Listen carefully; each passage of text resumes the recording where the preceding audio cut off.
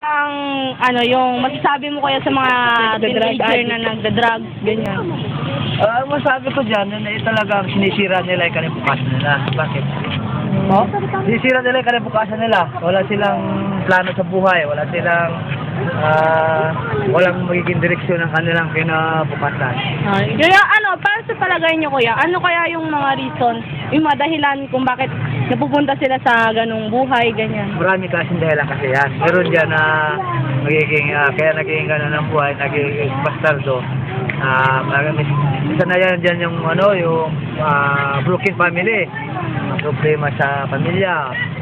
O yung kawalan din ng nagmamahal sa kanila. Yung atensyon, focus natin sa kanila. Yun lang, at karamihan talaga ang din yan, yung mga barkada, yung makikipagbarkada ba, yan ang umpisa ng mga adik eh. Isa pa kuya, sorry to. Ano yung tingin mo, halimbawa kapag may nakita kang drug addict na teenager pa, ano yung parang nasa isip mo?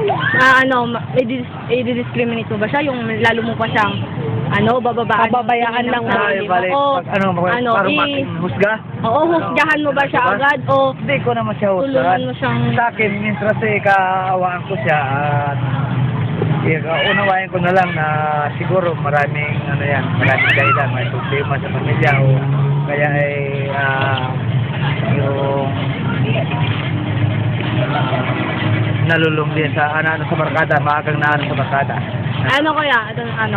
Kung halimbawa lang, kung isa dun sa mga anak mo maging ganon, ano yung parang paraan mo para mabalik sila sa tamang landas nung halimbawa nangyari na nga yun, kung ano yung mga ipapayo mo sa kanila, Dito ka tingin kuya. maipapayo mo sa kanila para mabago yung buhay nila. Ang papayo ko sa kanila, unahin nila yung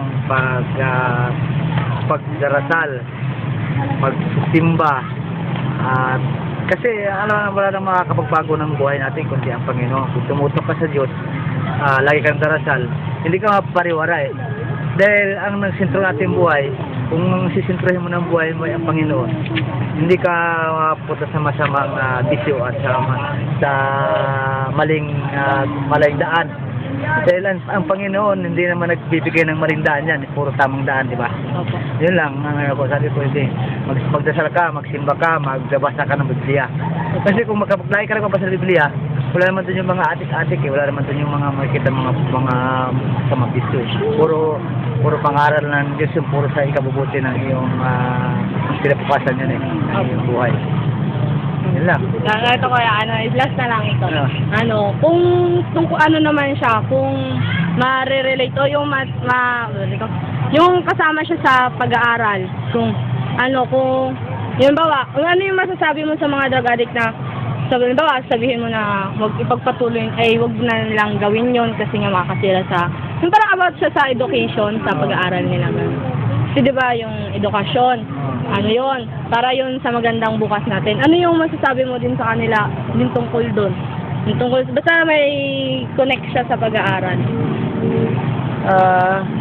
Ang masabi ko sa nag-aaral, ganyan sa inyo, masabi ko lang, parang ako, mga anak ko rin, ganun din ang pag-aralan ko. Ang pinag-aralan, walang katapat na pamana ng magulang. Hindi kaya ang bayaran yan. Kasi ang pinag-aralan, hindi makukuha sa'yo kahit sino man. Kahit na halimbawa ikaw ay bahirap ka, at nag-aral ka, may posibilidad ka na umangat sa buhay.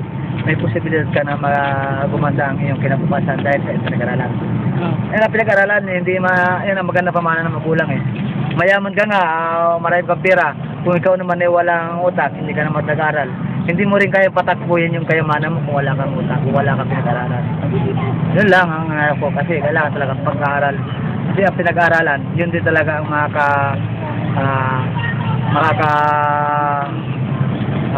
survive ng iyong pagkatao. Kung ano mga pagkatao mo, mahirap ka lang. Yun ang makakasurvive sa mapatupad mo ang iyong pangarap.